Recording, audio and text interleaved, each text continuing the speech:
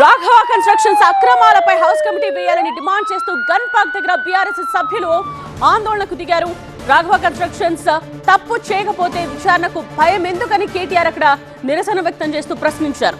మంత్రి పొంగులేటిని బర్తరఫ్ చేయాలని గవర్నర్ ను కలుస్తామన్నారు కేటీఆర్.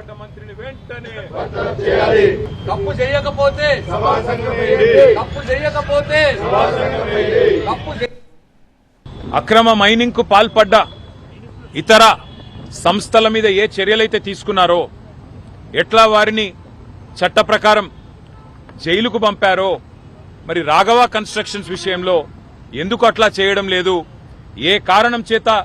మంత్రి గారి కంపెనీ కాబట్టా, లేకపోతే ఇందులో ముఖ్యమంత్రి వాటా ఉన్నది కాబట్టా? ఏ కారణం చేత మీరు యాక్షన్ తీసుకోవట్లేదు అని చెప్పి రాఘవ కన్స్ట్రక్షన్స్ పొంగులేటి శ్రీనివాసరెడ్డి గారి దూర బంధువులంట.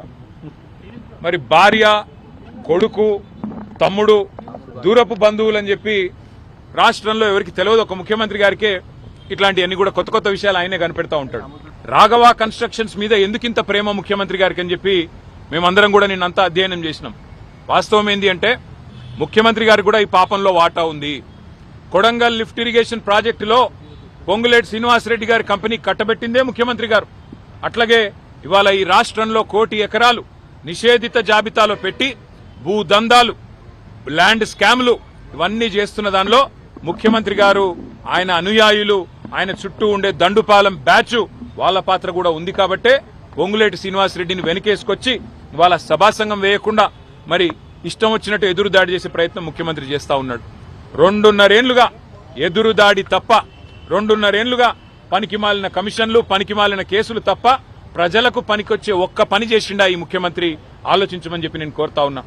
మరి ఇవాళ మా డిమాండ్ ఒకటే, స్పష్టంగా అడుగుతా ఉన్నా మీ ముఖ్యమంత్రిని, ఈ ప్రభుత్వాన్ని, తప్పు చేయకపోతే భయం ఎందుకు? మీ మంత్రి గారు తప్పు చేయకపోతే, మీ మంత్రి గారి కుటుంబానికి సంబంధించిన సంస్థ మేము ఏదైతే ఆధారాలతో సహా బయట పెట్టామో అక్రమ మైనింగ్ కు పాల్పడ్డారని ఎందుకు వారి మీద చర్యలు తీసుకోవట్లేదు? మేము ప్రభుత్వాన్ని డిమాండ్ చేస్తా ఉన్నాం.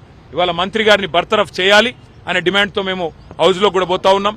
ప్రభుత్వం వినకపోతే గవర్నర్ గారిని కలుస్తాం, కలిసి గవర్నర్ గారిని కూడా కోరుతాం ఈ మంత్రి గారిని వెంటనే బర్తరఫ్ చేయాలని. ప్రభుత్వం దిగి వస్తుందా రాదా చూడాలి.